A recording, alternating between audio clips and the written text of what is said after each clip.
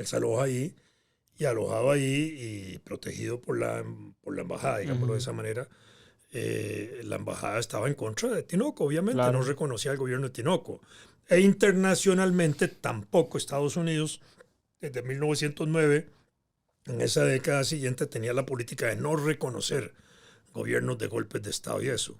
Y teníamos también en medio de ese proceso la finalización de la guerra, de la Primera Guerra Mundial, que se produce en el año 19 con la Conferencia de Versalles.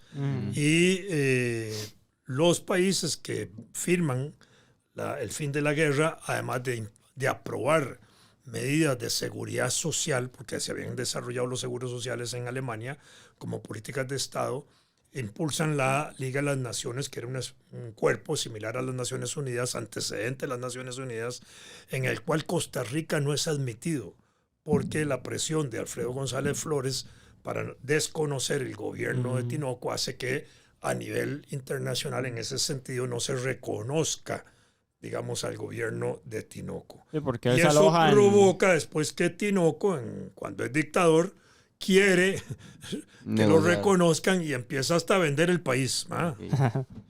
Sí, porque él se aloja en la delegación de Estados Unidos y después se va a Estados Unidos, ¿verdad? Para resguardarse y ahí se queda todo ese tiempo. Bueno, ya los Tinoco lo vamos a ver en un siguiente programa. Episodio. Bueno, así termina el gobierno de Alfredo González Flores, lamentablemente mediante un golpe de Estado, frenando las políticas importantes de carácter popular, revolucionarias, de carácter tributario y todas las reformas institucionales que él había desarrollado. Se mantiene el Banco Internacional y otros que se desarrollan en ese momento, pero hubo un frenazo importante en ese sentido. Alfredo González Flores después fue reconocido como benemérito de la patria, ¿verdad? Murió en el año 62, él, pero en el gobierno, no me acuerdo si fue de Chande, O sea, que fue reconocido ya como un benemérito. Bueno, sí, tal vez para finalizar ahí con un poco de la historia de Alfredo González Flores. Bueno, eso no lo mencionamos, pero cuando fue electo presidente era soltero. Entonces fue soltero, él era soltero y terminó siendo soltero siendo presidente. En las fórmulas nuestras existe lo que se llama la primera dama. En realidad, en aquella época, el concepto de primera dama la empezó a desarrollar Roosevelt, presidente de los Estados Unidos. Fue el que empezó a desarrollar ese concepto y se generalizó y se estableció a nivel mundial prácticamente.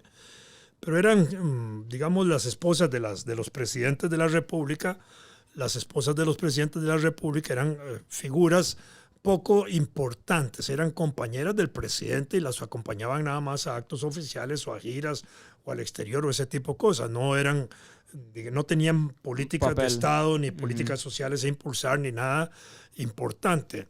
Pero para los efectos protocolarios estaban ellas, ¿verdad? Y porque a veces en las relaciones protocolarias había que estar con la primera dama, con la esposa del presidente acompañándolo. Cuando no existe la figura de la esposa del presidente para que sea la primera dama, entonces en el protocolo se puede utilizar, digamos, la figura para significar a la madre del presidente, que fue en el caso de Alfredo González Flores, o a la hija del presidente, como fue en el segundo gobierno de don Óscar Arias Sánchez, ya divorciado de la Margarita Penón. No tenía segunda esposa, no tenía en ese sentido una persona que lo acompañara oficialmente. Entonces Silvia, la hija, en ocasiones cumplió el papel protocolario de acompañar al presidente en esa condición de primera dama, digámoslo, de Estado por ser hija del presidente. Entonces sí, ahí no tenía primera dama, pero en 1922 ya contrae matrimonio. Y la primera dama no tiene que ser casada, para decirlo así, con el presidente. Hemos tenido presidentes en unión libre. En unión libre, sí. Los últimos, bueno. Guillermo Solís, me parece que era una unión libre la que tenía con la señora Peña, y que era una mujer interesante e importante. Bueno, y también tuvimos la figura del esposo, ¿verdad? Con doña Laura Chinchilla. Bueno, el esposo sí, pero en ese caso existe la figura del primer caballero de la República. Así es como se le llama al esposo de la presidenta. Importante. Entonces ahora tenemos salón de primeras damas y de Caballeros de la República. Está solo ahí. Entonces sí, y Alfredo Bendito González eres Flores. entre todas las mujeres. Bendito le es puedes el decir tirado. Sí, en paz descanse, señor Rico. Pero al sí. señor Ajá. Rico. Sí. Entonces sí, se casa con doña Elia Morales Gutiérrez en 1922, ya después de todo lo pasado de la dictadura, que eso es un próximo episodio. Ya aquí para terminar con un poco de la historia de Alfredo González Flores. En 1929 se desempeñó como fundador y presidente de la Junta Nacional de Electricidad, que eso es importante. Sí. Después ya fue presidente de la Junta de la Escuela Normal, que él la fundó.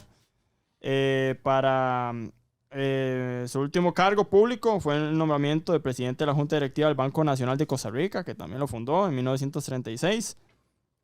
Pero a finales de 1940 se vio la necesidad de renunciar por motivos de salud.